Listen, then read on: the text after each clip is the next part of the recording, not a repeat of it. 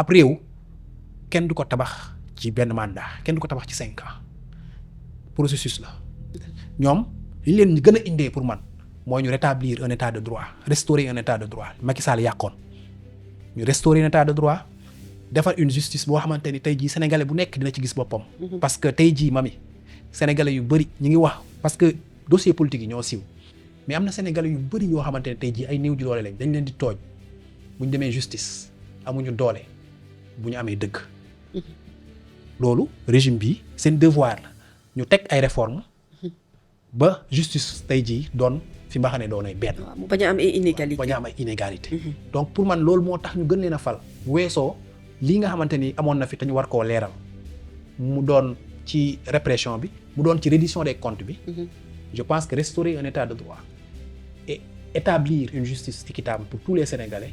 doon na loo xamante ni tey jii mooy chantier yi gën a mag yi Diomaye am ak Sonko te buñ ko réussir pour man ci laps de temps wu premier mandat bi ils auront la voie ouverte pour Sénégalais yi defaat leen confiance. Qu'est-ce qu'il faut faire justement pour éviter Sénégal mu tombé waat ci situation yoo xam ne dundoon nañ ko diggante 2021 2024. dañu yaakaaroon ni suñu góom bi wér na góom bi ñu amee diggante 2021 ak 2024 muy une grande division boo xamante ni Macky Sall est le seul responsable parce que moom moo divisé le peuple sénégalais dem na ba Sénégal nekk ñaari xaaj soit da ngay far fii soit nga far fee.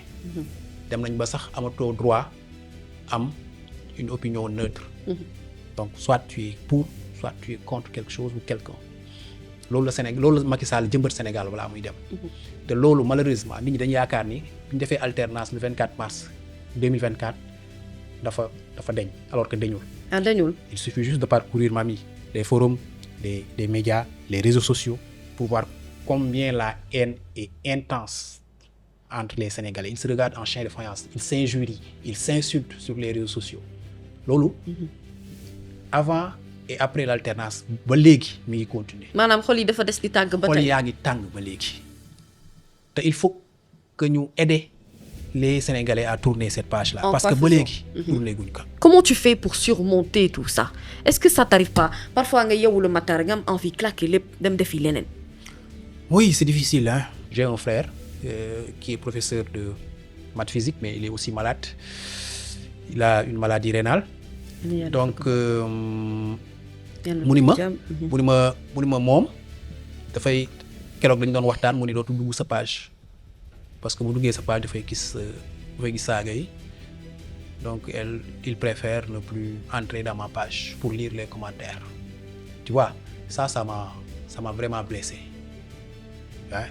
Pourquoi? Parce que je ne peux pas m'empêcher de publier. Et quand je publie, il a très mal parce qu'il s'imagine que les gens m'insultent. On est de même père et on est de même mère. C'est mon petit frère.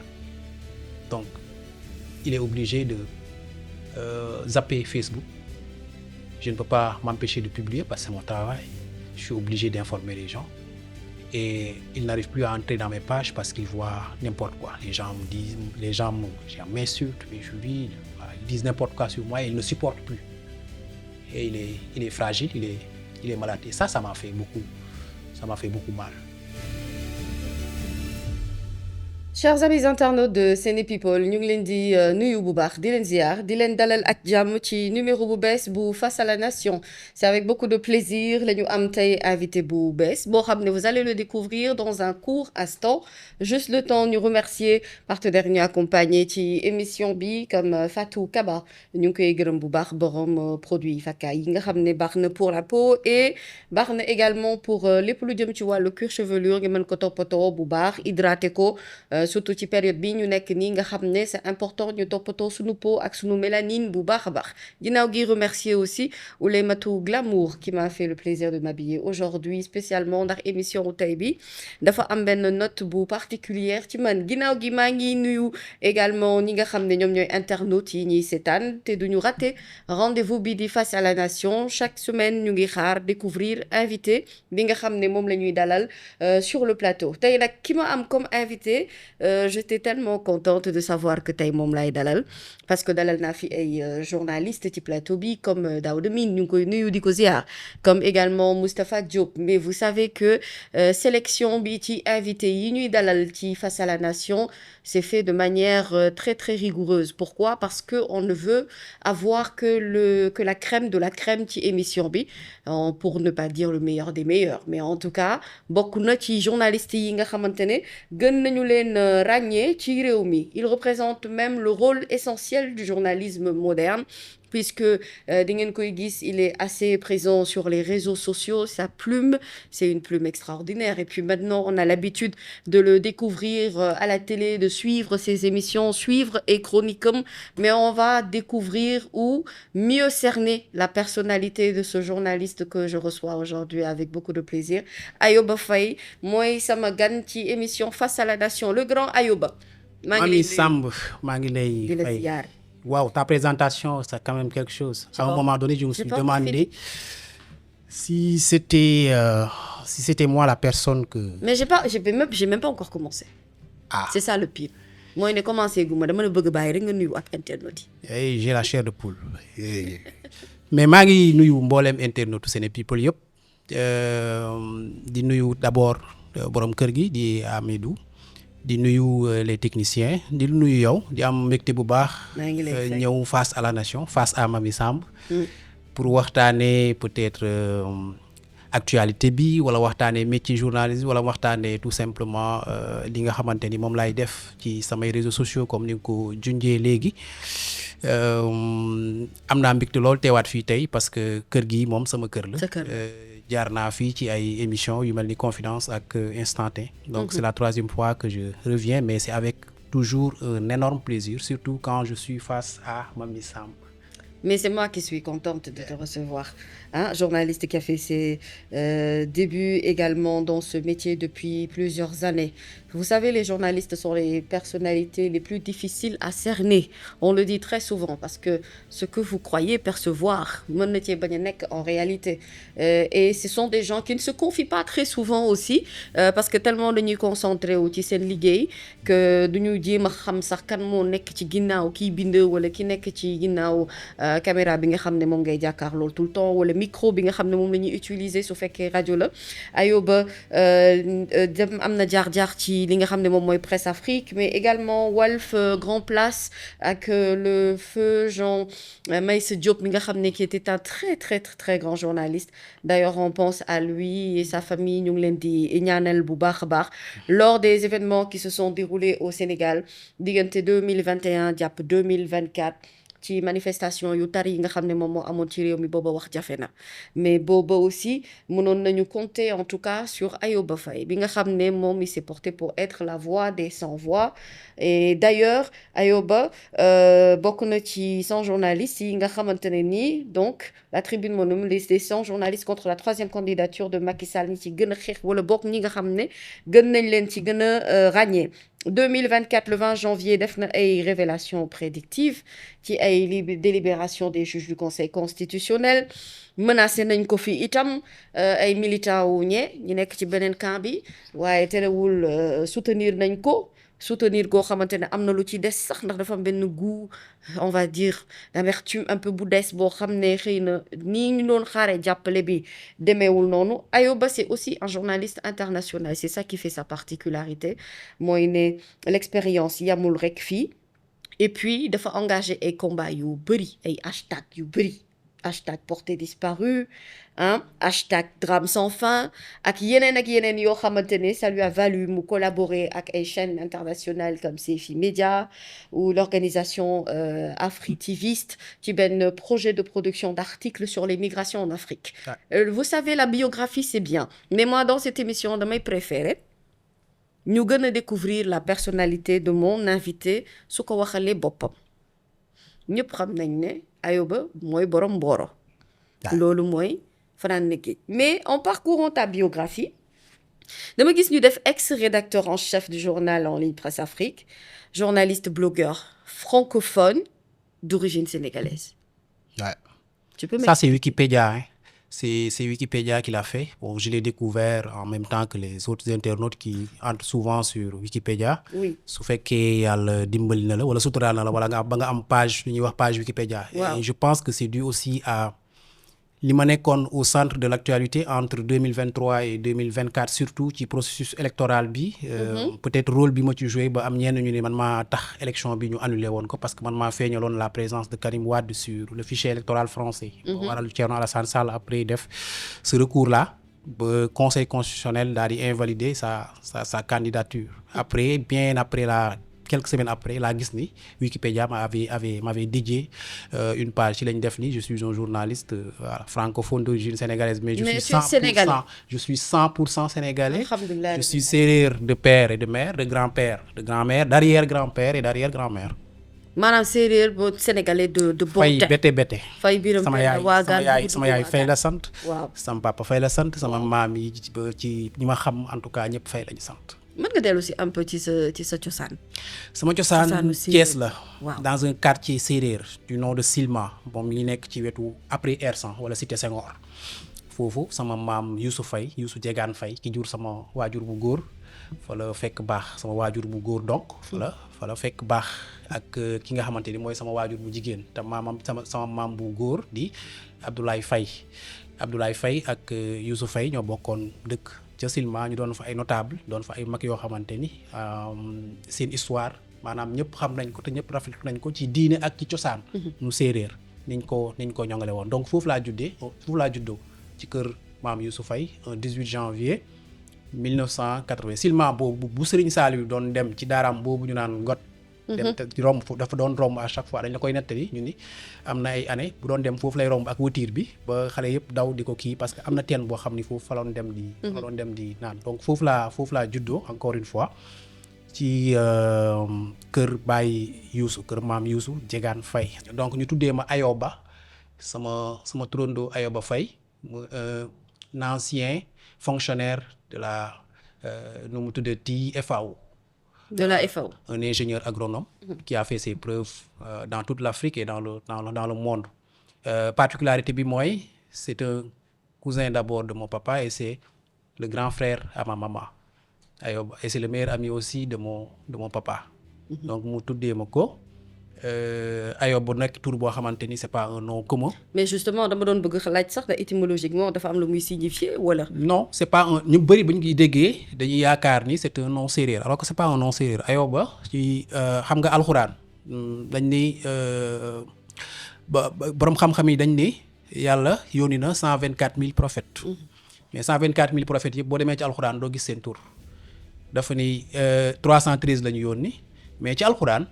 25 noms de prophète rek moo ci nekk parmi ces 25 noms nag y a Ayoba le prophète Ayoba son histoire est célèbre da nga dégg ni mooy borom nattu metti ba ka feebaroon ba soxnaam yëpp dem ba mu des benn amoon alal ju bëri et cetera lépp dem après nattu yi histoire Ayoba siiw na ci alxuraan donc foofu la turu Ayoba jógee Ayuba normalement c'est Ayub mais bu ñëwee ba ci olof yi peut-être wala ci Sénégal ñoo koy def démb rek maa ngi dem ci benn rencontre kii di ma ko benn tchadien benn autorité tchadienne di ma ko rappeler mu ni ma normalement ton nom c'est Ayouba ma ne ko oui c'est Ayouba mais Sénégal dañuy dindi U bi def ci O pour gën koo olofal quoi. D'accord. donc noonu la sama tur génnee donc c'est Ayoba le nom d'un prophète dans la Bible tu verras l'histoire de Job, le prophète Job, c'est Ayoba. C'est Job chez les chrétiens, c'est Ayoub chez les musulmans. Donc c'est ainsi, c'est l'histoire de mon prénom. ndax tur bi diisul ci yow torop parfois doo jékki-jékki daal liñ la yan dafa diis wala. waaw mel na ni nag am na lu ma jël tuuti ci sama turandoo ci wàllum nattu yi parce que ça n'a pas toujours été facile pour moi j'ai déjà raconté ci ay émissions yi ma defoon particulièrement confidence bi ma def ci waxti jaar-jaar yi ma fi ma jaar balaa may doon journaliste ak sama ñëw Dakar ni mu taree woon ci man balaa may nekk journaliste aussi fi ma jaar yëpp ak ni mu taree woon loolu yëpp tax na ma yaakaar ni peut-être dama doon ci natt yi nga xamante ni tey jii yàlla moom la tegoon sama turandoo te mu neex ma lool nag parce que cantaakoon la aussi te cantaakoon suñu sëriñ def ñu jàngal ni lii di ay nu mu tuddati ay métit wala bànneex bu ci nekk bu la ko yàlla tegee xamal nattu la te da nga ko war a sant moom ci nga war a jiital ci lépp donc boo amee bànneex li nga war a def li nga war a njëkk a def mooy sant boo amee naqarit li nga war a njëkk a def mooy sant parce que mooy won ni yow li borom bi dogal nangu nga ko te bég nga ci.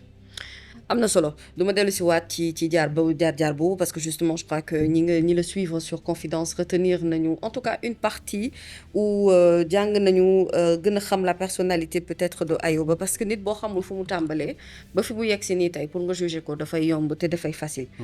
Mais par contre j'aimerais bien te poser une question. Comment tu te définis comme journaliste aujourd'hui? Je suis une sentinelle comme j'aime à le décrire sur ma bio ex-Twitter. Sentinelle de la démocratie et de la liberté des peuples. J'ai des références dans ce domaine. C'est Victor Hugo, d'une part, et d'autre part François Sureau, qui lui-même a pour référence Victor Hugo. François Sureau, c'est un avocat français et c'est aussi un académicien. Il a été admis à l'Académie française, je pense, en 2021. C'est quelqu'un qui m'a beaucoup influencé durant la période 2021-2023 parce que je parcourais ses discours, je parcourais ses livres aussi. Et c'est quelqu'un qui a beaucoup écrit sur la démocratie et la liberté. Et justement, lan la ci doon wax bi muy bind ci wàllum démocratie ba war la inspiré. que ni chaque état bu nekk par exemple li mu jàngale mooy liberté c'est une notion boo xamante ni tey jii su ko état yi defee ci constitution ba consacré ko aux citoyens dañuy wëlbatiku créer yeneen texte yu ñuy tuddee ay textes d'encadrement pour jéem a toujours restreindre liberté boobu nga xamante ni tey jii constitution bi may na ko population yi. Par exemple dans la constitution sénégalaise dañ lay wax ne am nga droit marche, am nga liberté de marche, liberté d'expression, liberté du culte, etc. Après la liberté d'expression, liberté d'opinion, après ñu tudd ñu ne c'est encadré. Alors c'est devenu maintenant après au lieu mu doon liberté boo xamante ni citoyen daf koy def nu mu ko neexee ak nu mu ko yéegee, maintenant c'est devenu une concession du pouvoir en place, du régime en place qui utilise les textes parfois pour restreindre cette liberté-là. Et ça on l'a vécu entre 2021 et 2024. La loi sénégalaise dit que pour nga marche soxlawul ngay demander autorisation, c'est un régime déclaratif, da ngay dem yégal autorité bi ni ko bis sangam dama bëgg def marche pacifique. Autorité bi trouver les voies et moyens pour encadrer sa marche ba marche bi du déborder parce que c'est une marche pacifique. Mais dem nañ ba droit boobu amatuñ ko woon tout simplement que nu mu tuddati refus de marche yi wala interdiction de marche yi c'était systématique, c'était devenu systématique. Boo posé marche rek automatiquement préfet bi day daal di ñëw interdiction. te ci loolu pour man ci loolu François Sureau di wax ni état bu nekk à chaque fois li muy bëgg mooy restreindre liberté citoyen yi. À chaque fois li muy bëgg toujours mooy restreindre liberté citoyen yi parce que après liberté bi dafay dem ba gêner régime bi nga xamante ni tey jii moom moo nekk en place. Moo tax bés boo nga xamante ni tey jii restreindre nga liberté nit ñi bu ñu demee ba amatuñu fenn fuñ koy jooyee, amatuñu fenn fuñ koy waxee. Liberté de presse bi gis nga ni diggante 2021 ak 2024 yu ci bari tey jii tanguwuñ ko woon génne. Presse bi nangu ko woon, ay presse bu bëri en tout cas médias yu bëri nanguwuñ ko woon génne à part Walfadjri bi fi nekkoon di dem ci manifestation yi te bu ko defee le lendemain nga gis ñu couper son signal. La dernière fois sax dañoo retirer définitivement sa licence ak balaa ñu koy delloo. Donc nit ñi bu ñu amul fenn fu ñu jooyee seen métit, bu ñu amul lu ñu marche pour nakarlu ko après dañuy exploser te loolu moo ñu dal diggante 2021 ak 2024 génn ci mbedd mi jël ay xeer sànni toj taal ay pneu. Loolu ay restrictions de liberté yu tar moo koy indi ci population te pour man loolu baaxul. Donc comme je te disais au début Victor Hugo tamit conception wam ci liberté xam nga ñëpp xam nañ ko, bind na ci lu bari. Inspiré tamit ay auteurs yu bari ci li nga xamante ni tey jii mooy naka la ab régime wala ab gouvernement bu toogee war a sàmmi liberté d'expression, liberté de presse ak liberté d'opinion ñi nga xamante ni tey jii ñoom ngay administrer. Parce que tey dañ la fa teg ñi la fa teg tey jii ñoom dañu am droit de regard ci li nga xamante ni tey jii moom ngay def. Donc tey jii pouvoir bi ñu la jox nga xamante ni ñoom ñoo la ko jox waroo wëlbati pouvoir boobu pour tëj seen gémmiñ wala bàyyoone leen. Donc ça c'est très important et souvent nos dirigeants à nous dañuy fàtte ni pouvoir bi du ñoom ñoo ko moom. Pouvoir bi c'est une délégation, dañ leen koo jox te ñi leen ko jox ñoom la ñu am en face. Léegi nag bu affaire yi demee ba neex nga sentir ni yow yëf yi am nga doole léegi nga bëgg nag jàmmarloog ñi nga nekkal en face tout simplement parce que dañu gis peut-être que diw ak diw ni ñuy doxalee neexu leen wax nañ ko ci presse bi wax nañ ko ci média yi kenn réagirul ñu génn bëgg a marche nga leen non fii kenn du fi marche parce que da ngeen troubler ordre public bi souvent c'est l'excuse qu'on trouve trouble à l'ordre public léegi nag boo ko defaat ko day dem ba frustré nit ñi léegi bu ñu dencee loolu seen biir ba mu yàgg dañuy exploser donc ak pouvoir bu mu mën a doon booy liggéey bi sotti wala sotteegul mayel nit ñi ñu wax seen xalaat mayel nit ñi saa yu ñu bëggee marche ñu génn marche loolu day tax bu ñu ko defee après bu ñu ñibbee da ngay gis ne dañuy féex parce que génn nañ wax nañ leen naqari après dem nañ léegi nag c'est au gouvernement de prendre les décisions pour trouver des solutions pour que nit ñi en fin de compte ñu am li ñuy xaar wala bu ñu ko amul sax ñu am ci des débuts de solution donc loolu pour man gouvernement bu nekk noonu la war a doxee te gis nañ ni Afrique quand même am nañu retard bu bari ci côté boobu soo demee ci suñu pays yi nga xamante ni suñu voisins yi AES c'est devenu difficile de faire du journalisme au Mali au Burkina au Niger en Guinée Conakry c'est devenu difficile aujourd'hui de faire du journalisme ça n'existe pratiquement plus dañuy jàpp li tëj yenn saa ñu enrôler la yóbbu la armée buñ la kidnappé wul rey la say mbokk dootuñ la gisati donc conditions yooyu yëpp ñoom ñu ngi koy dund te conditions yooyu yëpp tey jii Sénégal peut-être mënoon nañ ko dund diggante 2021 ak 2024 donc yàlla defal ñu sutura ba ñu ci phase bu difficile boo xamante ne ça a été difficile en tout cas pour tous les journalistes yi nga xam ne waxtu mi nga xam ne askan wi soxla woon nañu leen soxla justement ñu nekk seen porteur de voix wala soxna kaasal leen naqarlu li nga xamante ne moom lañ doon dundu vraiment boo ci doon compter ay taskatu xibaar yoo xam ne am nañu engagement boobu bariwuñu mais defe naa ci événement yooyu ci lañ la gën a jox gëdd sax gën a jox cër bien que expérience bi yàgg nga ci ça fait des années yaa ngi exercer mais engagement boobu amaana moom la le peuple sénégalais bi delloo ginnaaw gi toi qui vraiment nga xam ne da ngay mener tout le temps un combat pour la liberté di mener un combat pour la démocratie le Sénégal jàll na ci phase bu difficile bi alhamdoulilah démocratiquement on a élu un nouveau président de la République les choses se déroulent ndax jàpp nga ni phase difficile bii ñu génn mën nañ cee bañ a tomber waat et sinon qu'est-ce qu'il faut faire justement pour éviter Sénégal mu tomber waat ci situation yoo xam ne dundoon nañ ko diggante 2021 2024 d'abord Mamy wax nga ko léegi dañu génn ci phase bu difficile yàlla suturaal ñu le 24 mars 2024 ñu am alternance am président bu bees un jeune président quand même il a été élu à 44 ans 45 ans oui à la veille de ses 45 ans il a été élu président machallah on est passé à un doigt du chaos et quand je dis qu'on est passé à un doigt du chaos c'est qu'on est passé à un doigt du chaos. Ouais, ça se jouait sur un fil, c'est clair. Ça se jouait sur un fil, vraiment sur un fil de rasoir. Et c'est entre bi Macky Sall annulé élection bi ak bi conseil constitutionnel di ko tenir tête ba ñuy trouver une date. Mais loolu yow annoncé woon nga ko déjà. Voilà. Tu avais déjà vu venir. À une nouvelle élection, il s'est passé énormément de choses que les gens ignorent jusqu'à présent. Il s'est passé énormément de choses et ci laps de temps boobu Sénégal mënoon na basculer. Sénégal mënoon na basculer dans le chaos et dans l'incertitude absolue.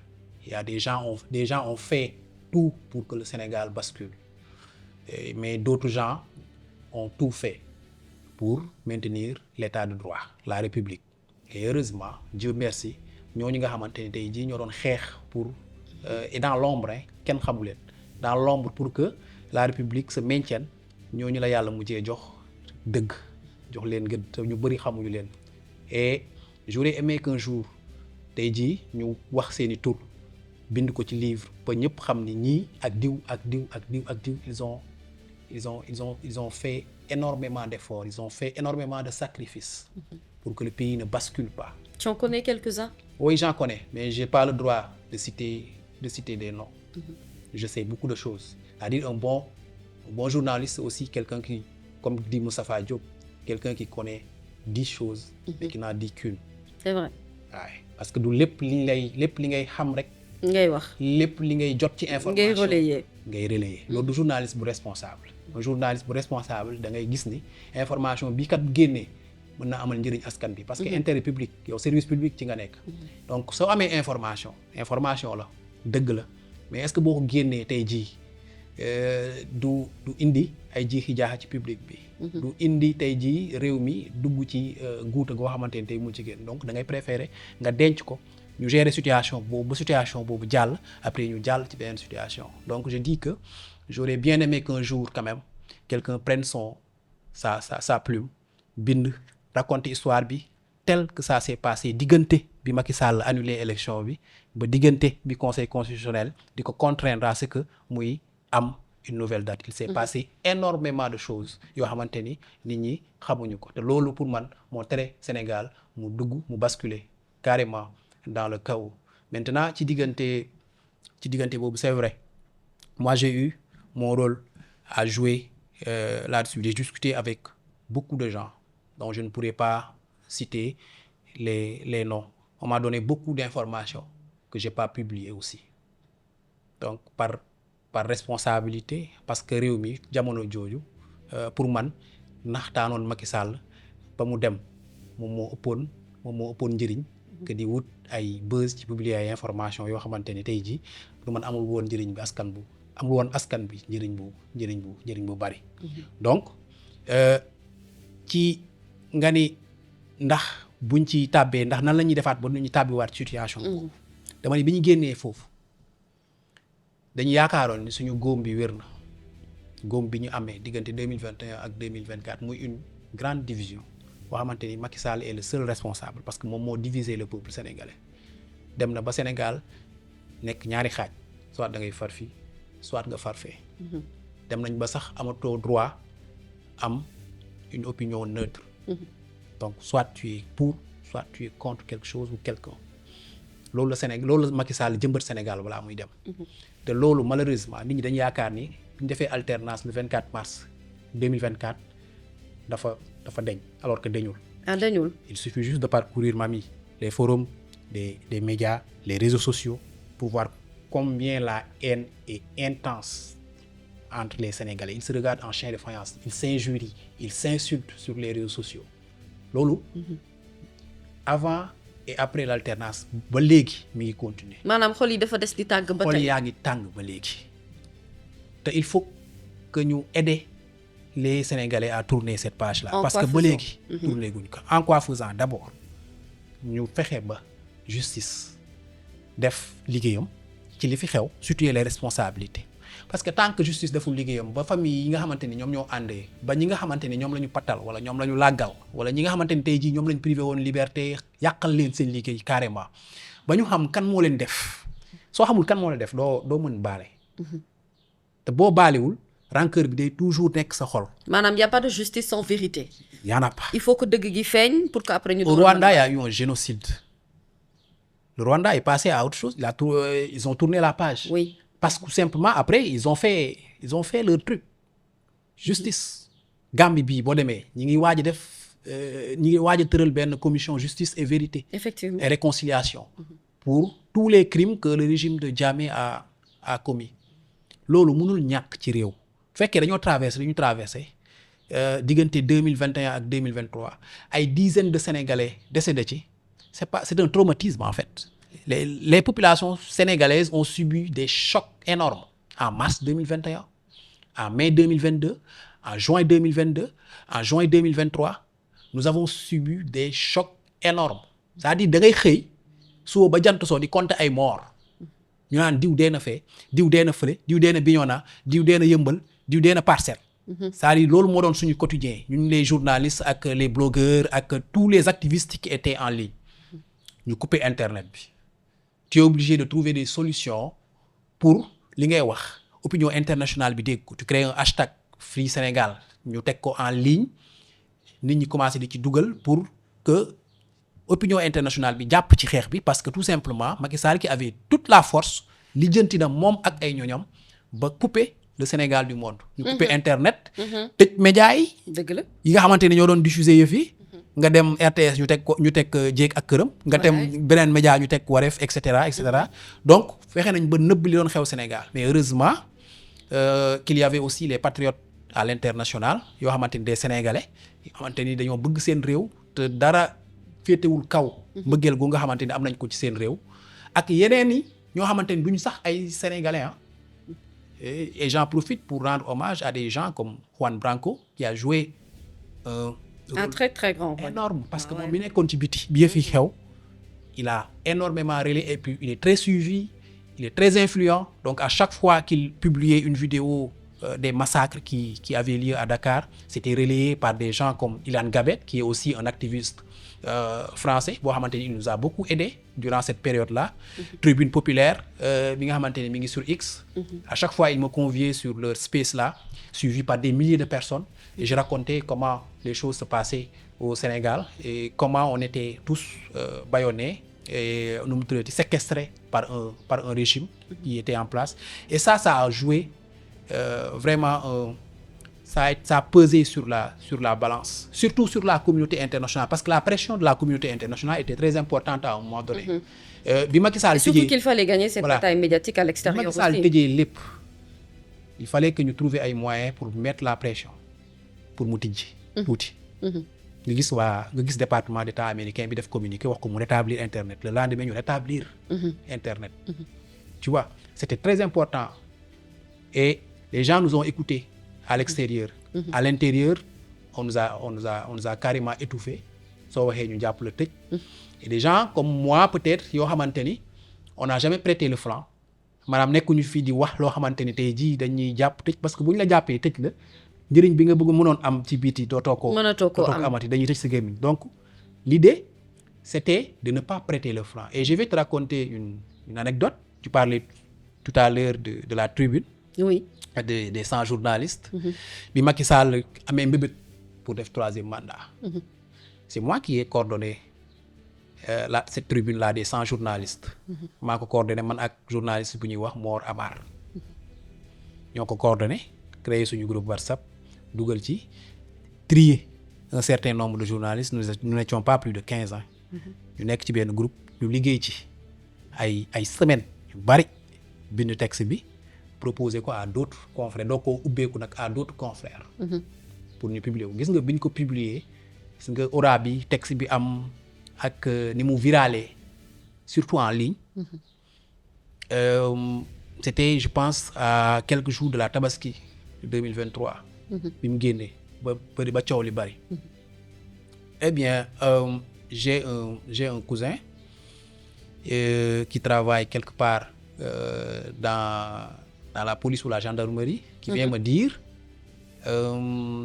yow lan nga def tey 23 heures on était dans le même immeuble il monte au 3e il me dit lan nga def je comprends lan laa def lan j'étais au bureau les gens ont passé la journée à parler de toi bon tu vas être arrêté et ça se pourrait avant la Tabaski on était à 4 jours de la Tabaski je dis bon ñu mu ni ma lan nga def wax ma lan nga def man ko non defuma dara ñu mu ni ma publier woo dara benn tribune bi ñuy wax xaw ma lan man ko non tribune bi ay journalistes 100 journalistes ñoo ko publier mu ni ma defoo benn tamit liggéeyoo ak benn organisation internationale fan yi ci affaire manifestation man ko si j'ai documenté la répression de juin avec Human Rights Watch ci benn document bu ñu publier encore la vidéo est encore en ligne je pense mënu ma faire très attention à toi ñi ñu ngi say tànk te ils ont programmé de t'arrêter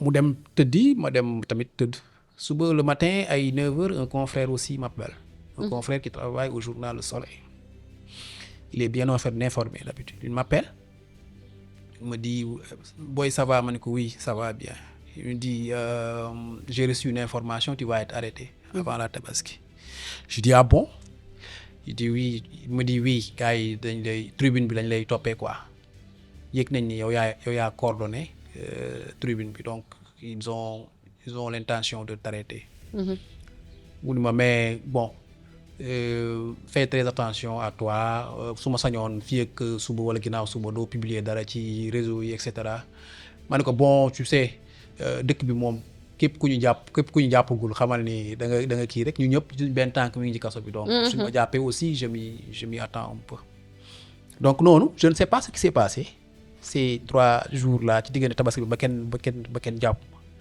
peut-être qu'ils avaient aussi d'autres choses, d'autres chats à fouetter. publier waatoo dara tamit. Si, j'ai continué à publier parce que man dans ma conception durant cette période-là je me suis dit fii ak 2024 élection di am soit j'irai en prison soit je mourrai. Je m'étais préparé à ça. da nga jàppoon ne soit da ngay dee. wala ñu tëj la ci kaso. Donc autant continuer def li may def tout en faisant attention ak fi may jaar parce qu'on m'avait déjà averti plusieurs fois que bul demati manifestation bul jaarati mbedd moo xamante ni da nga fay wéet. J'étais suivi, j'étais épié, tout ça je savais. Je sais, je connais le goût de ça. Après tu te dis un jour ou l'autre ça va arriver. Mais da ngay gëm yàlla aussi ngay xam ni yàlla rek moo mën a aar doomu aadama bi donc bu la yàlla aaree nguur lu mu bari doole du la mënal dara mais bu la yàlla wàccee ak ñoom doo fanaan doo yendu sax bay fanaan. Donc man conception boobu laa ci amoon. Donc juste pour dire que metti boo xamante ni li ñu traversé que faj ko ci benn année wala ñaari année yombul. mënul nekk su fekkee dañu yaakaar ni suñu góom bi dafa wér on se voit la face nit ñi dugal ci réseaux sociaux yi nga xool nit ñi dañuy saagante haine bi ñu am. te ñun ñëpp ay sénégalais lañ. ay sénégalais ñoo jël lu metti teg ko yeneen sénégalais diggante 2021 ak 2024. kenn moo nekkoon ci bopp bi muy Macky Sall. lui il en endossera l'entière responsabilité ci li xew diggante 2021 ak 2024 bakkan yi rot yëpp nit ñu patal ñi ñu yàq seen àdduna moom mooy le principal responsable Macky Sall moom moo diviser sénégalais yi moom moo leen teg lu metti loolu.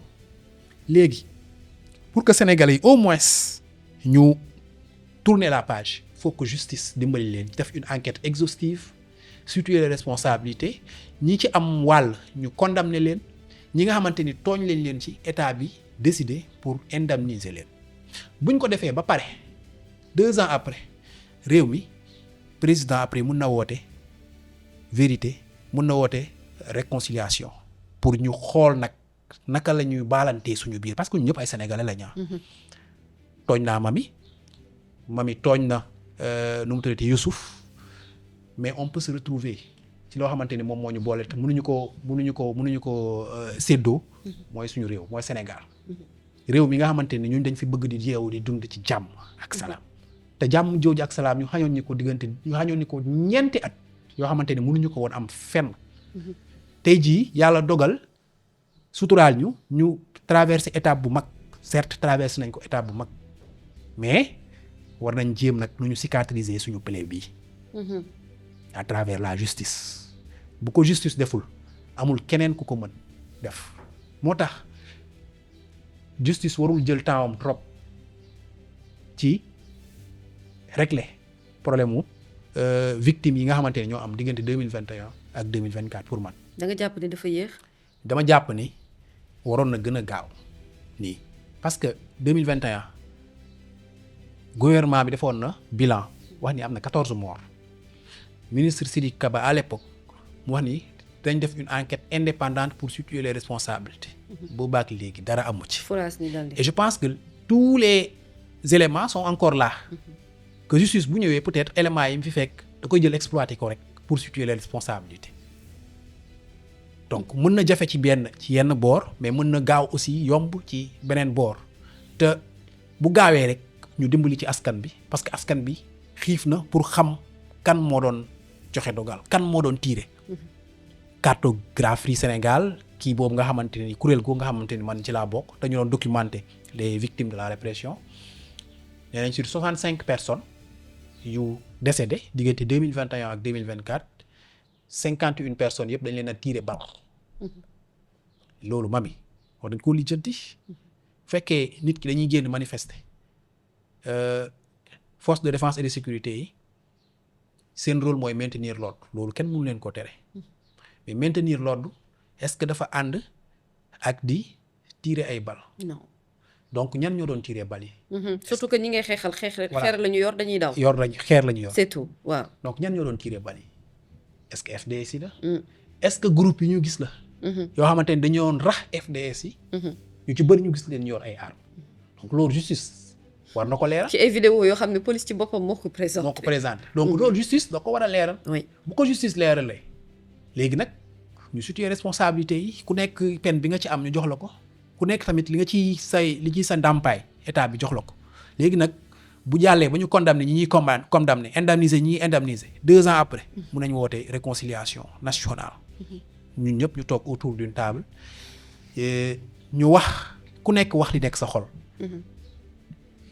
ñu woote njiitu réew mi woote pour ñu baale li fi xewoon parce que tôt ou tard man mi foofu lañ jëm foog ñu baale mënul ñàkk mais balaa baale bi waaw foog ñu def justice ba pare. mu ngoog chaque chose en son temps Ayoba Faye ma fàttali ne moom mooy sunu invité tey ci émission Face à la Nation ce n'est pas n'importe quel journaliste tu sais ça fait des années que je te suis et donc du coup souvent en te posant une question je sais forcément que ça va dans ton argumentaire ça va forcément te faire glisser ci yoo xamante ne dund nañu ko Sénégal te yow mii dëkk di wax saa su nekk ci micro bi ba tey dañuy sentir ne sax yow mii yaa ngi ànd ak douleur boobu dañuy sentir ne yow mii on va pas dire que traumatisme baa ngi fii mais ce sont des périodes tellement difficiles pour nous souvent pour nos familles pour ñi ñu jege te boo leen di expliquer sax duñu comprendre réellement yow li lay animer ça me fait poser cette question-ci aujourd'hui bokk nga ci journalistes yi nga xamante ne yéen dañ lay gën a suivre ci réseau yi X notamment sur les questions internationales ak yooyu mais loolu c'est des dures années de labeur quand tu constates ce qui est devenu le métier d'aujourd'hui le journalisme actuel boo xam ne on a du mal ñu dissocier wu ñu xàmmee ki nekk taskatu xibaar dëgg ak ki ko nekkul ci jamono ji nga xamante ne yaa ngi wax ne FDS yi dañ leen infiltré waaye ñun tamit dafa mel dañ ñoo infiltré non seulement dañ ñoo infiltré mais ñenn ñi man nee naa leen ay usurpateurs de poste ngeen sax parce que y en a qui se font appeler des chroniqueurs et qui ne le sont pas. Pour nous qui sommes journalistes de formation, savons ce qu'est réellement un chroniqueur dans une rédaction. Et au-delà de tout cela, journalistes yi ñemee wax ci dëgg ci réew mi ñu ci ëpp ci ñoom te dalal naa ci ñenn fii ci plateau bi même jooy bi la ñuy jooy mooy ne dañ leen di taxer de politiciens encagoulés wala boog ñoo xam ne dañ leen di fay pour ñuy waxal ñi nga xam ne ñoom ñoo nekk au pouvoir et yow bokkoo ci tu n'es pas une exception à la règle looloo neex mooy ne yow itam comme journaliste jàmbaar yi nga xam ne moi j'ai beaucoup de respect pour vous parce que je sais li ngeen di dund ndax je passe par cette même étape donc psychologiquement sentimentalement émotionnellement damay comprendre un peu li ngeen di dund mais toi Ayoba Faye comment tu fais pour surmonter tout ça est-ce que ça t'arrive pas parfois nga yeewu le matin nga am envie claquer lépp dem defi leneen oui c'est difficile quand on est sur les réseaux c'est le revers de la médaille aussi su fekkee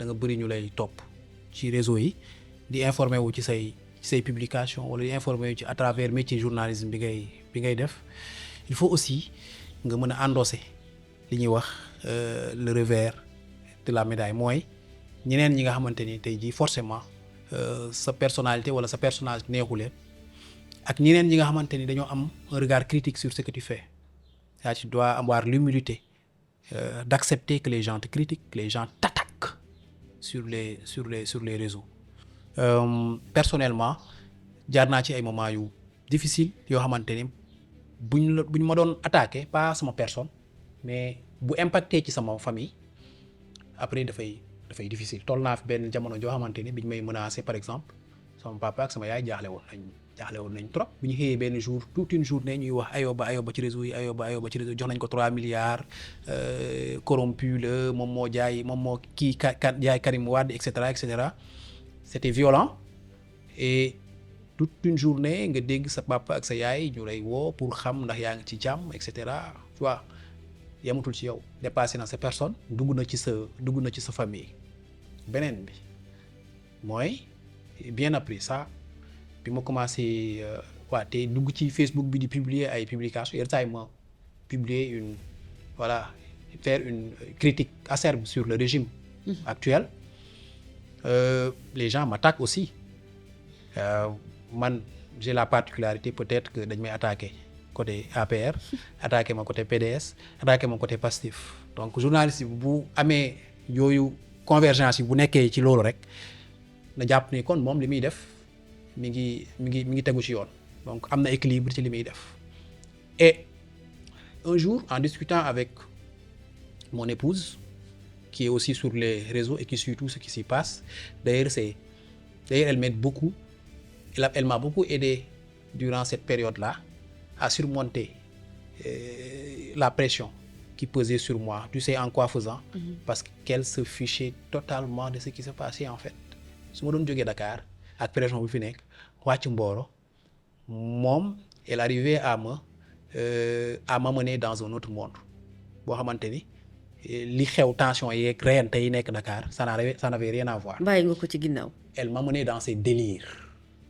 te loolu pour man dimbali ne ma pour ma surmonter lu bari ci li nga xamante ni tey jii moo doon xew diggante 2021 ak 2024 surtout ci période bi nga xamante ni tey jii mooy 2023 ak 2024 bi su ma jëloon week-end dem Mboro elle réussissait toujours à me plonger dans ces délires là de la génération 2000 comme on dit nga xamante ni ñoom bëriwuñu souci lu bari donc et ça m'aidait à faire baisser un peu la pression. Mais comme je te dis dañu discuter benn jour mu ni ma sama frère bi j'ai un frère qui est professeur de maths physique mais il est aussi malade il a une maladie rénale donc mu ni ma moom dafay keroog dañu doon waxtaan mu ni dootul dugg sa page parce que bu duggee sa page dafay gis saaga yi donc il préfère ne plus entrer dans ma page pour lire les commentaires. Tu vois, ça m'a vraiment blessé. Ouais. Pourquoi? Parce que je ne peux pas m'empêcher de publier et quand je publie, il a très mal parce que s'imagine que les gens m'insultent. On est de même père et on est de même mère. C'est mon petit frère. Donc, il est obligé de zapper Facebook. Je ne peux pas m'empêcher de publier parce que c'est mon travail. Je suis obligé d'informer les gens. Et il n'arrive plus à entrer dans mes pages parce qu'il voit n'importe quoi. Les gens m'insultent, m'injurient, ils disent n'importe quoi sur moi et ils ne supportent plus. Et il est fragile, il est malade. Et ça m'a fait beaucoup mal quand même. Et à chaque fois que maintenant je publie, je suis obligé de tenir compte de ces aspects-là. Donc c'est le revers un peu de la médaille. Mais après tu arrives à surmonter ça da ngay yàlla moo la teg nattu boobu peut-être te foog nga xam noo koy supporter. te yow sa sensibilité ci sa frère boobu la nekk. waaw sama sensibilité ci sama famille yëpp la nekk boo ci laalee kenn rek après fekkee man maay la cause de ces attaques-là. Puis ça me fait énormément mal. Quand on m'attaque personnellement, moi j'ai pas de problème avec ça. Régler naa problème boobu j'ai déjà intégré cet aspect que mënoo plaire à ñëpp donc loolu c'est normal nit ñi saa yoo publier dana am ñu d'accord ak li nga wax am ñu d'accordul li nga wax ñi d'accordul ak li nga wax am na ci ñoo xamante ni amuñu peut-être teggin boo xamante ni mën nañ ko exprimer normalement seen désaccord dañuy ñëw wax loo xamante ni peut-être àndul ak teggin donc loolu poussé na ma sax ba yenn commentaires yu bari du ma ko lire léegi damay def publication je reviens sur Facebook je vois plus de 200 commentaires tu vois je me dis que là c'est chaud les gens sont en train de s'injurier sous mon post donc je préfère ne pas lire pour ma santé mentale des fois je lis pas mais des fois aussi je lis pour aussi avoir l'avis des autres internautes qui ont peut-être des arguments solides yi nga xamante ni dañ la koy opposer te da nga ciy jàng aussi. mais est-ce que mës nga lire commentaire boo xamante ne dëgg-dëgg touché na la wala naxari na la profondément. J'en ai lu énormément surtout quand un jour j'ai lu je pense un militant de Pastef est venu sous mon post pour dire que je venais enfin de dévoiler ma véritable face et ma haine pour Sonko. Ça m'a fait beaucoup mal. Ça m'a fait énormément mal. Ce commentaire-là, et dafa nekkoon ci kaw mënuma ko woon manquer. Donc ça m'a fait énormément mal ça. Que moi j'avais une haine envers Sonko. waaw ça m'a fait énormément mal après tout ce qu'on a traversé entre 2021 et 2024 dëkk bi demoon na jamono joo xamante ni je te dis ay responsable Pastef yu bëri ils dormaient sur mes messageries c'est-à-dire lépp lu ñu amoon ci lu leen jaaxal man lañ ko doon wax venez se confier à moi war nga wax ci lii Ayoba war nga wax ci lii ak lii Macky Sall lii ak lii li mu bëgg lii ak lii ak lii ak lii ak lii ak lii moi je faisais le pour et le contre xamoon naa li ci am ak li ci amul xamoon naa li ma war a publier ak li ma warul publier parce que musuma nangu aussi kuy influencer liggéey bi nga xamante ni tey jii moom laa def soutien bi nga xamante ni apporté loon naa ko Sonko ci moment yi nga xamante ni pour man dañ doon violer ses droits pour man c'était mon rôle et mon devoir en tant que sentinelle de la démocratie parce que je définis le journaliste comme une sentinelle de la démocratie bu fekkee da nga gis ni ci askan ñi ngi néewal doole nit di xotti ay àqam ak ay yelleefam pour man da ngaa war a jóg taxaw pour défendre ko loolu mooy rôle journaliste wax nañ ni def na sàngam juge bi nee na def na sàngam ak sàngam ñu dindi liñ ko doon toppee ko leneen loo xamante ni sax kenn daaw jiñ ko leneen loo xamante ni daawuñu ko woon toppee c'est ton devoir toi journaliste de rappeler les faits pour askan bi xam ni lii ay tappale la j'ai suivi tout le processus bi Sonko di dem ba ñuy dem Ziguinchor yóbbu affaire bi pour inscription sur les fichiers électoraux juge Sabassy Faye et cetera ñëwaat cour suprême dellu tribunal hors classe bu Dakar j'ai suivi tout le processus et j'ai défendu du mieux que j'ai pu ce que je considérais être la vérité dans cette affaire-là yàlla suturaal nañu ci génn nañ ci ay jàmm mais tey boo gisee après keneen ñëw toog ni la yow da ngaa mos a een Sonko ça te fait énormément mal. Mais après bon je me dis que nit ñi xelal. Heureusement que ce commentaire-là ne représente pas la majorité. Voilà ne représente parce que j'ai énormément de sympathisants. Ouh là là, ça c'est moi qui te le confirme. J'ai énormément de sympathisants et de sympathisants yoo nekk soit Pastef wala yeneen parti yu la bëgg de suivre. Oui. Et c'est des gens effectivement que j'adore aussi lire pour la plupart du temps. Ouais. C'est comme quoi les Sénégalais am na ci ay Sénégalais qui savent faire mal souvent on le dit nag. mais dans Pastef il y a des gens très sensés.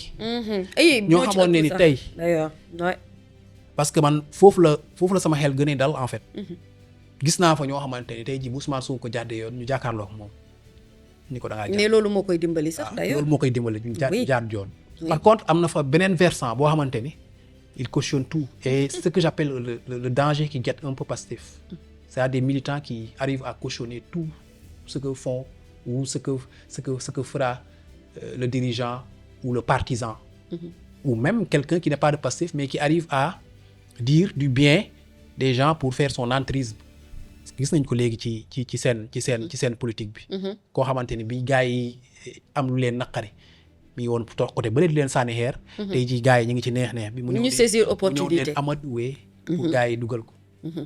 parce que xam nañ ne boo waxee lu baax ci waa ji rek daanaka Ousmane Sonko rek lañ bëgg. kese toppuñu keneen boo waxee lu baax ci Sonko fàtt nañ li nga. maa la ko wax toppuñu keneen Ousmane Sonko rek la ñuy topp. et ça c'est un danger pour moi et j'espère sincèrement que le Premier ministre et le président auront la lucidité nécessaire pour distinguer les laudateurs des véritables patriotes. parce que loolu en fin de compte loolu mooy enjeu bi booy nekkee au pouvoir nit ñi lay wër di la wax lu la neex dañ lay isoler. Macky Sall dañ koo wax lu ko neex ba isolé ko mu gëm ni moom Sénégal war na fay mën a nekk buur. pouvoir loolu mooy danger bi nit ñi la wër souvent dañ lay isolé moom la ñuy wax nga nekk ci sa benn tour d'ivoire dootoo gis nag réalité yi xamante ni askan bi moom la ñuy dund. bu askan bi dee am lu ko metti ci njëgu ceeb beeg njëgu diwlin bi loyer bi et cetera yooyu yëpp yow gisatoo ko parce que dem nañ ba tëkkale la ak askan bi nga xamante ni moo doon sa base. nga dem ba yaakaar ni yow li ngay dund climatiseurs yi véhicules yi ak loolu mooy réalité alors que da ngay détaché wu complètement ci réalité man li ma leen di ñaanal en tout cas ñoom ñaar ñoo ñu am lucidité nécessaire pour toujours ñu jokkoo ak base bi ba xam réellement lan la Sénégalais yi dëgg di dund comme métti parce que ab réew kenn du ko tabax ci benn mandat kenn du ko tabax ci 5 ans processus la ñoom li leen gën a indee pour man mooy ñu rétablir un état de droit restaurer un état de droit Macky Sall yàqoon ñu restaurer un état de droit defar une justice boo xamante ni tey jii sénégalais bu nekk dina ci gis boppam. parce que tey jii mami sénégalais yu bëri ñu ngi wax parce que dossier politique yi ñoo siiw mais am na sénégalais yu bëri yoo xamante ne tey jii ay néew ji doole lañ dañ leen di tooj bu ñu demee justice amuñu doole bu ñu amee dëgg. loolu régime bi seen devoir la ñu teg ay réformes ba justice tey jii doon fi mbaxane doonay benn. waaw mu bañ a am ay inégalité bañ a am ay inégalité. donc pour man loolu moo tax ñu gën leen a fal.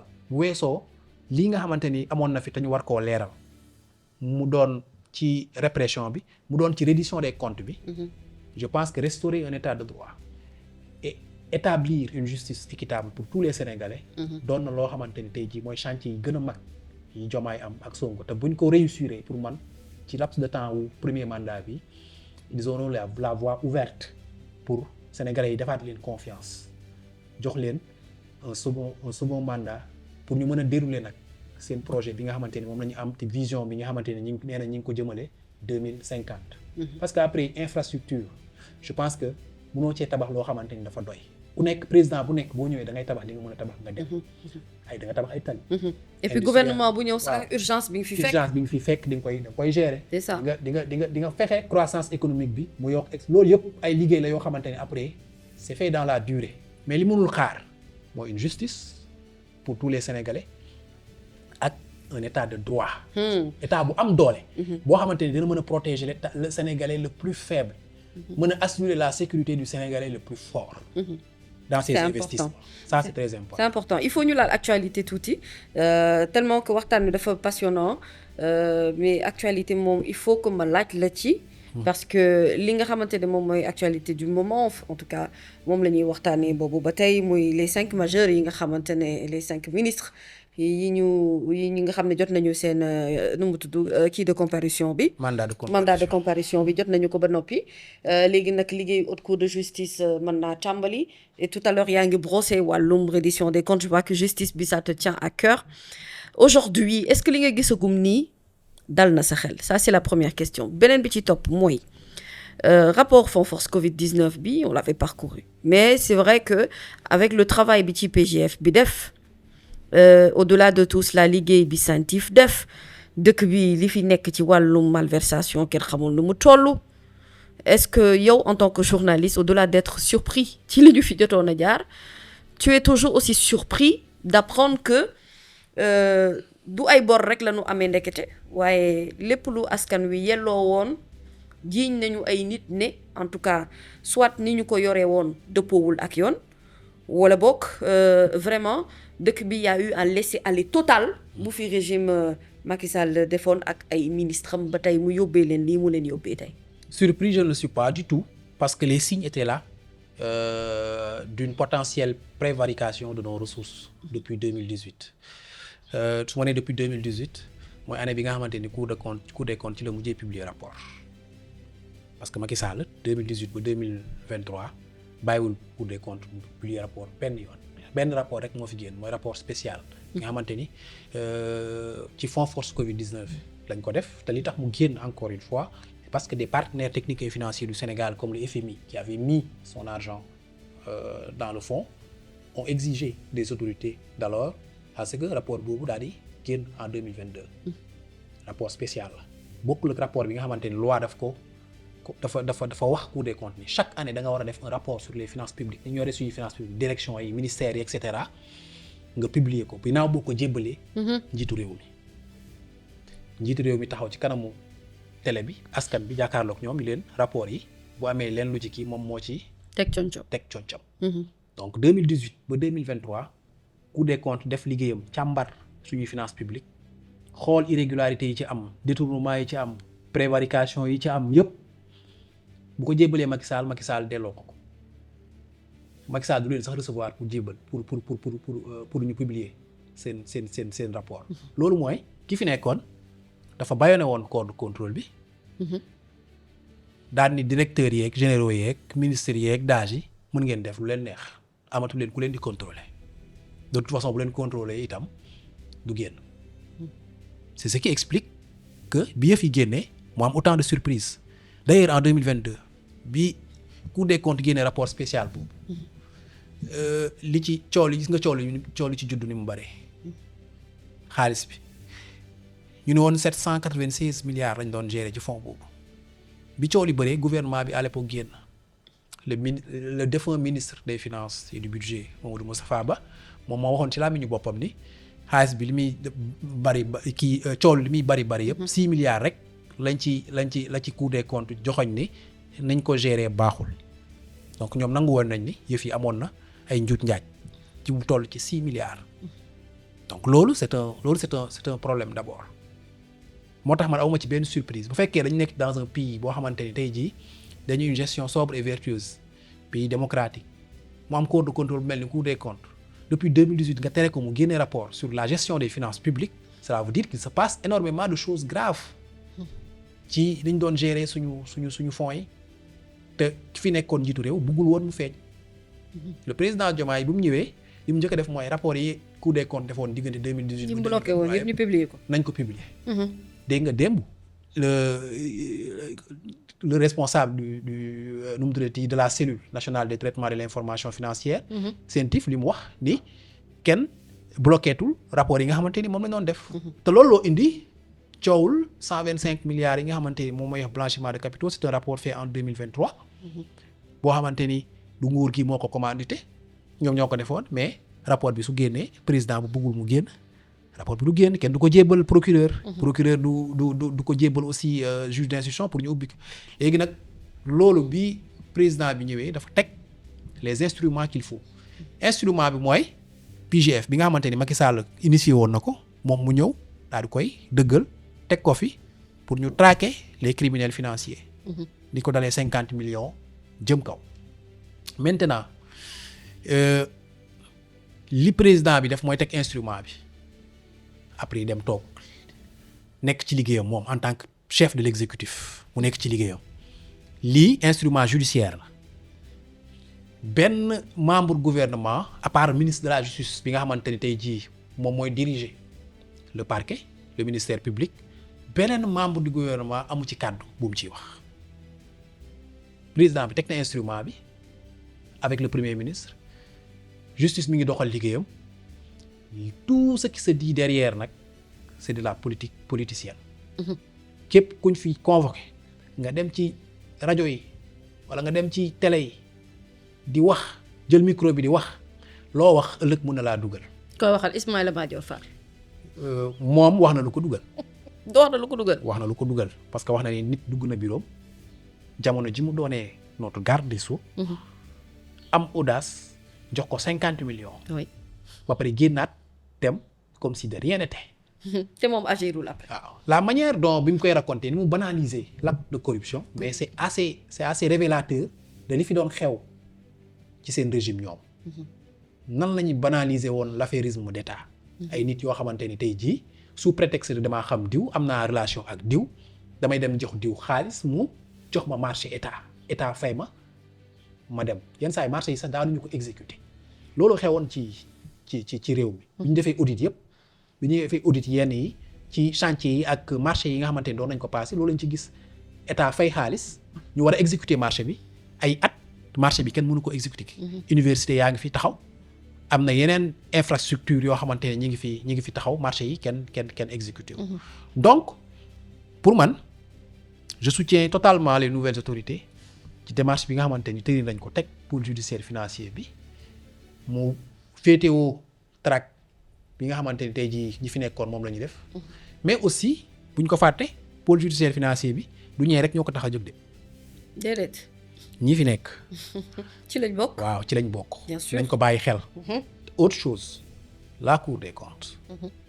xam nga gis nga saa yu génnee rapport ñi mu arrangé wul dañuy wax ni Cour des comptes wala ay politiciens encagoulés ñoo fi nekk jën nañ leen sax ay pro-Pastef. ñoom ci ay ministres yi fi nekkoon ak yeneen. Cour des comptes dina génne rapport 2024 dina génne rapport 2025. nañu fexe. ba mu génnee rapport 2025 épinglé ministre diw épinglé directeur général diw te mu bokk ci régime bii ñu am ngor gu toll ni li ñu sort bi ñu réserver ñii. ñu réserver leen ko. lañ leen jiiñoon. waaw ñu réserver leen ko. parce que Cour des comptes encore une fois amul couleur politique. déedéet. moom ni ñuy gérer suñuy fonds suñuy finance publique. lay càmbar. te bu ko càmbaree te gis ni lii ñu ko doon gérer dëppoowul ak suñu yoon. dina ko génn ñu publier ko. ba sénégalais yëpp gis ko. maintenant nag réew mi dafa am loo xamante ni léegi dafay commencer xew. surtout laal ñun ñi nga xamante ni ñooy nitu média yi mooy information bi neex na ma dëgg la. information bi neexuma du dëgg ki ko wax c'est un corrompu. du moom laal doon laaj. loolu bari na loolu léegi bari na. loolu léegi bari na ci réseaux sociaux yi. oui. bari na ci réew mi bari na ci aussi média yi. te c'est un fléau qu'on doit éradiquer. information bu jógee ci Cour des comptes dale ci journaliste bi génne ko comme ni ñu koy defee chaque jour comme ni ko sama grand Cheikh Mbacke gisee defee dans Libération chaque jour. Libération qui fait un travail formidable. c'est un travail minutieux. de journaliste bu ñuy def chaque jour. di ko génne. donc ne nit ñi am aussi un peu plus de répartie. ab nu mu tuddati raison garder. xam nañ la ñuy lire les informations. xam ni Sénégal rek moo ñor nit ñi information bu ñu joxe pour alerter l'opinion la pour alerter les Sénégalais. pour ñu xam lan la ñuy gérer parce que nit doo ko dénk réew rek nga bàyyi ko noonu Montesquieu day wax ni tout homme qui exerce un pouvoir est tenté d'en abuser. donc d'où l'importance ñu créer ay contre-pouvoir créer assemblée nationale fii. créer justice bi fii. presse bi quatrième pouvoir. yooyu ay contre-pouvoir la pour surveiller le travail de l'exécutif. pour que pouvoir yi ci seen biir aussi ñu surveillante.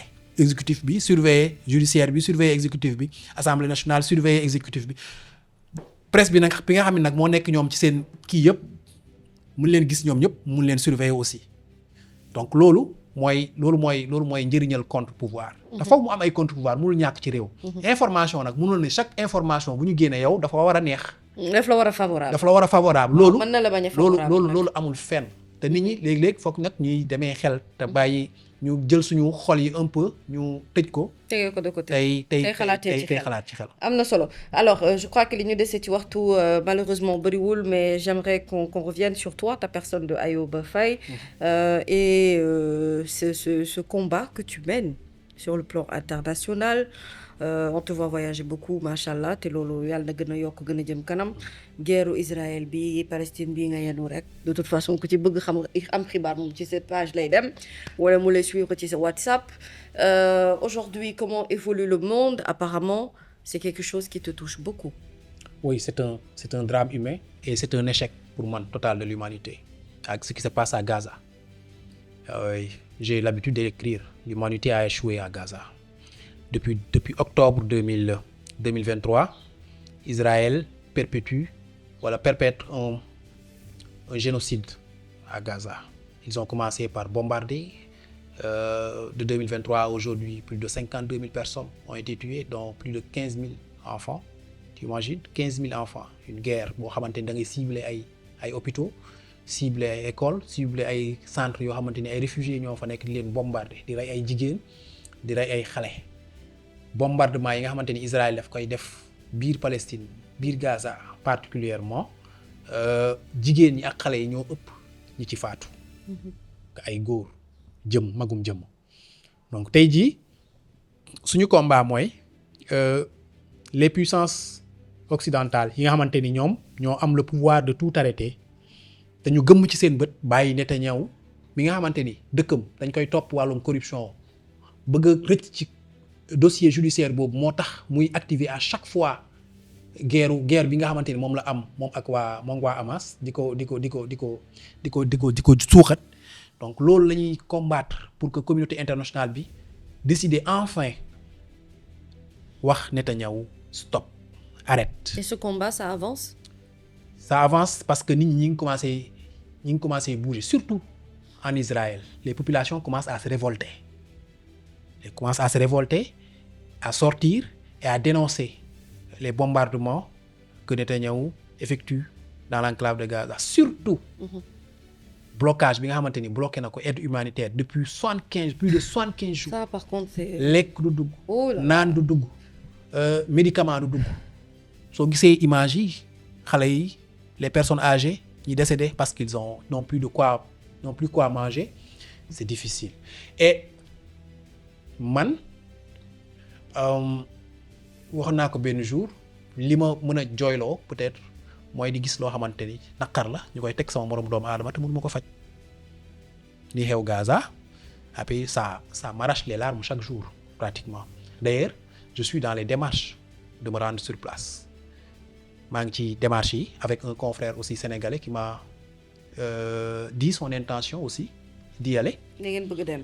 dañuy ñu ngi ci démarche yi renseigné wu parce que Gaza actuellement mënoo fa accéder parce que c'est sous siège fi ñu wax ni foofu la ñu mën a dem mooy en Cisjordanie occupée près de Gaza te am nañ yaakaar ni bu ñu jaaree ci yenn kii yi mën nañ accéder en Cisjordanie. ay baba loolu fexe en fait soo mënee ndax loolu wóor na j'imagine que tu as peur pour ma vie mais tu oublies que 52 000 personnes sont décédées à Gaza est-ce que ma vie vaut plus que les vies de ces 52 000 personnes là est-ce que dañu war a toog rek croiser les bras di continuer di seetaan wala dénoncer sur les réseaux sociaux li nga xamante ni moom mooy xew foofu est-ce que dem foofu jege liy xew du gën a am impact suñu communauté bi nga xamante ni yëf yi dañ koy gis rek ci médias yi gis ko ci télé yi wala gis ko ci yenn ñi nga xamante ni ñoom ñoo fa nekk di génne image est-ce que bu ñu fa demoon jël ay image def ay reportage di ko dégtal chaque fois les Sénégalais est-ce que du ëpp impact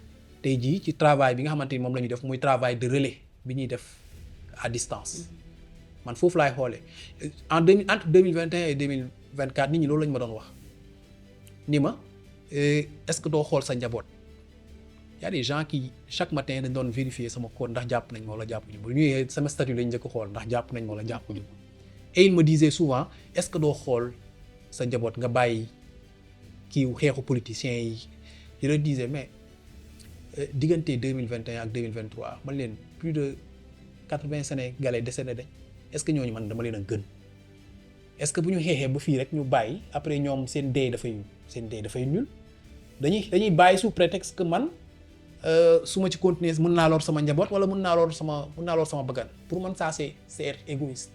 D'accord. C'est être égoïste et je compte vraiment me rendre en Palestine en Cisjordanie et j'espère sincèrement que yàlla dina ma faciliter maak sama confrère boobu ñu dugg biir Gaza. amiin yàlla baax na comme mooy sa bëgg-bëgg yàlla na ko yàlla mottali loolu perspective la entre autres perspectives ce sera la dernière question à part ce projet d'aller à Gaza est-ce que Ayoba am na yeneen perspectives yu taxaw yoo xamante ne peut-être dans le court ou dans le long terme bëgg nga ko liggéey wala bëgg nga cee taxaw wala bëgg nga nit ñi ràññee la ci.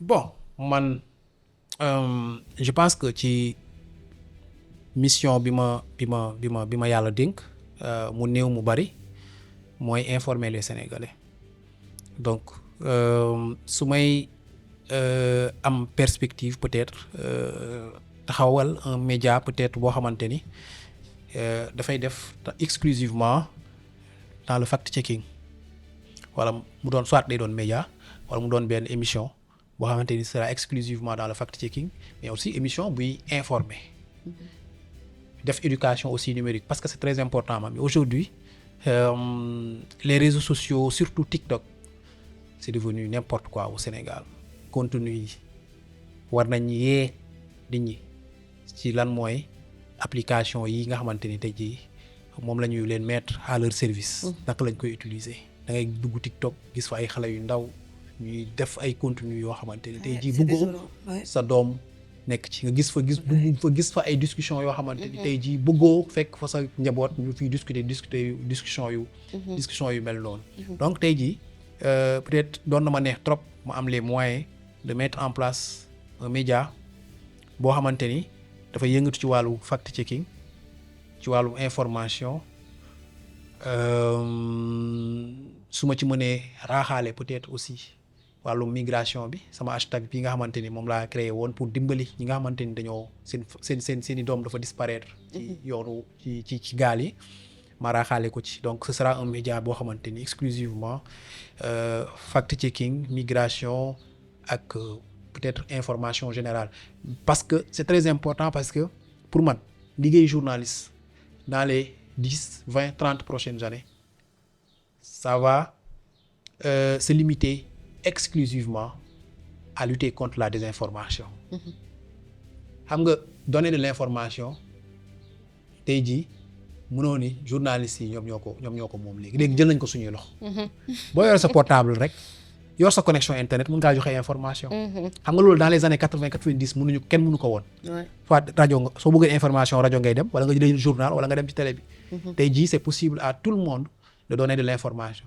Maintenant information bi ngay joxe ndax wér na wala wérul loolu mooy doon liggéey journaliste yi dans les 10, 20 prochaines années. Inch'Allah. Merci beaucoup Ayoba. jërëjëf. Merci Mamy, j'étais vraiment ravi de faire face à la nation, faire face à Mamy.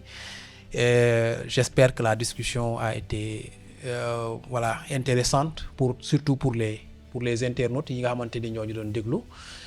maa ngi leen di nuyu ñoom ñëpp au passage di nuyu mboolem sénégalais yi fu ñu mën a nekk moo xam ci biir réew mi la moo xam ci diaspora bi la di ñaan jàmm ci réew mi, parce que jàmm ci la lépp xaj, jàmm aussi ci la ñëpp xaj. di ko ñaanal waa Sénégal di ko ñaanal surtout waa Palestine ak waa Gaza. Je suis ravie d'avoir partagé ce moment avec toi. Je suis d'autant plus ravie sama xol gën na sedd ci bi ma waxtaan ak yow bi ma mënee aujourd'hui bu ñu ma laajee ci yow ma mën a décrire personnalité bi ma découvrir ci yow. Un homme extrêmement sensible qui n'en a pas souvent l'air mais qui est très très sensible. Quelqu'un qui est proche de sa famille, quelqu'un également qui lutte ci ay combats yu jafe-jafe pour que humanité bi mën a am jàmm partout dans le monde entier. Ndax engagement mënul weesu nga bàyyi sa njaboot bàyyi sa famille bàyyi ñi la bëgg yëpp ne damay dem Gaza xooli situation ba fa nekk. En tant que journaliste, tu as cette possibilité-là. Je serais aussi fière de dire que Ayoba est un journaliste au-delà même de l'intelligence, mais qui sait ce dont il parle, comment il exerce son métier et surtout comment convaincre les masses. Je comprends mieux maintenant pourquoi sur X et partout dans le monde entier, les médias internationaux reconnaissent notre talent bi nekk ci yow. Donc, je suis contente de découvrir la bonne personne bi nga xamante ne moom moo nekk ci yow gën naa la naw et je crois que Ajaratu Nabukor sama rakk ji dina la gën a bëggati itam moom nga xam ne moom ci fan su Ayoba yi la bokk. ñu ngi lay gërëm di la sant bu baax gërëm gu amul àpp. Souvent les gens me disent comment tu fais pour faire parler les gens. Je dis c'est simple, il faut juste savoir les écouter. Et je crois qu'aujourd'hui am naa lu bëri ci yow loo xam ne amaana loo miin kër gi de bii moom face à la nation rek nga ko jagleel. te loolu am naa ci mbégte bu baax a baax yal na yàlla mottali sa yéene yëpp li nga am ci projet ci taxawal say yëfi bopp yal na ko yàlla mottali te mu doon lu gën te gënal la. Merci beaucoup Ayoba, c'était un plaisir. Merci également à Fatou Kaba. Merci à Ouleymatou Glamour bi nga xam ne moom moo ma habillé tey ci émission beeg Ayoba moo ko ne Ayoba laay dalal tey. moo ma génnee ci robe bi donc maa ngi koy gërëm bu baax ma nga ca cité Soprime dinañ leen bindal numéro téléphone bi au cas où bu ngeen bëggee passer commande chez elle. Merci à Djibi mi nga xam ne fan yi yëpp nag moom lay àndal ci Face à la Nation bi maa ngi moom ñooy defandoo émission bi. Youssouf Biagui également ci montage bi ak qualité image bi qualité son bu baax c'est des people irrémédiablement. On se donne rendez-vous la semaine prochaine avec un autre invité sur ce même plateau Face à la Nation sur la meilleure des chaînes, c'est mes people.